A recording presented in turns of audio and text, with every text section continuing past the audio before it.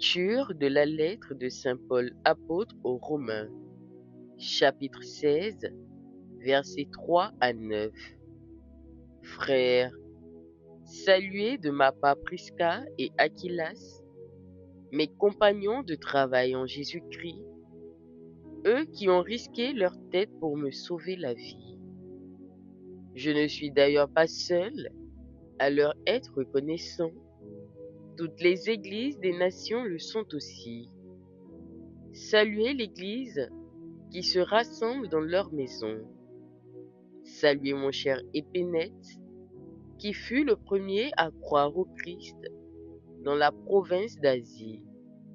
Saluez Marie, qui s'est donné beaucoup de peine pour vous. Saluez Andronikos et Junias, qui sont de ma parenté. Ils furent mes compagnons de captivité. Ce sont des apôtres bien connus. Ils ont même appartenu au Christ avant moi. Saluez Ampliatus, qui m'est cher dans le Seigneur. Saluez Urbain, notre compagnon de travail dans le Christ, et mon cher Stachys. Saluez-vous les uns les autres par un baiser de paix. Toutes les églises du Christ vous saluent. Moi aussi, Tertius, à qui cette lettre a été dictée, je vous salue dans le Seigneur.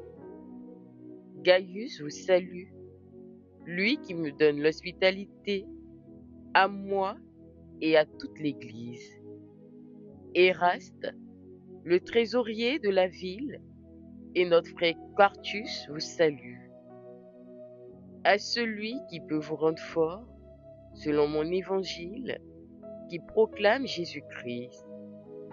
Révélation d'un mystère gardé depuis toujours dans le silence, mystère maintenant manifesté au moyen des écrits prophétiques, selon l'ordre du Dieu éternel, mystère porté à la connaissance de toutes les nations, pour les amener à l'obéissance de la foi, à celui qui est le seul sage, Dieu, par Jésus-Christ, à lui la gloire, pour les siècles.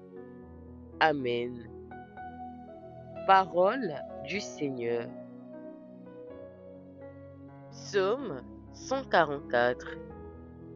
Mon Dieu, mon roi, je bénirai ton nom toujours et à jamais. Chaque jour, je te bénirai, je louerai ton nom toujours et à jamais. Il est grand, le Seigneur, hautement loué. À sa grandeur, il n'est pas de limite. D'âge en âge, on vantera tes œuvres, on proclamera tes exploits. Je redirai le récit de tes merveilles, ton éclat, ta gloire et ta splendeur. Que tes œuvres, Seigneur, te rendent grâce et que tes fidèles te bénissent. Ils diront la gloire de ton règne, ils parleront de tes exploits.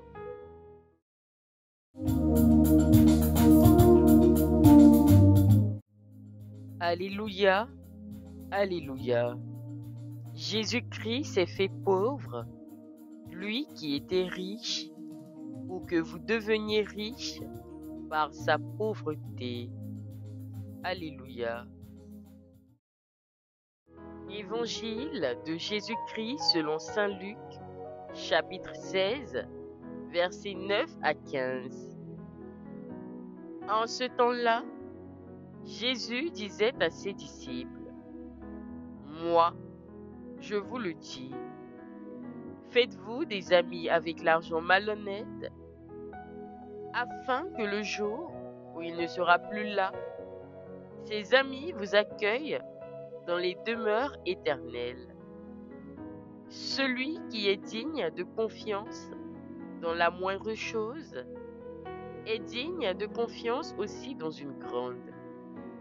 Celui qui est malhonnête dans la moindre chose et malhonnête aussi dans une grande.